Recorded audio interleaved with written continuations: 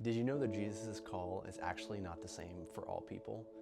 Here's what I mean. A lot of people look at the story of the rich young ruler and how Jesus calls him to go and sell all of his possessions and to give them to the poor. Now, the reason why that is not a blanket statement for all believers is because Jesus did not give that same call to all believers.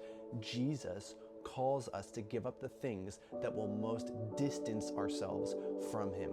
Now, the call of Christ for all believers is to pick up our cross, to die daily, and to give ourselves over to his lordship. But the convictions that we face daily may be specific convictions to us. Paul talks about 1 Corinthians, where he talks about eating meat sacrificed to idols and how we should not let our conscience keep us from eating the things that Christ has called clean. And yet, when it comes to believers who are going to be offended by the things that we do, then we should think twice about doing in the freedom that we have in Christ just because we can.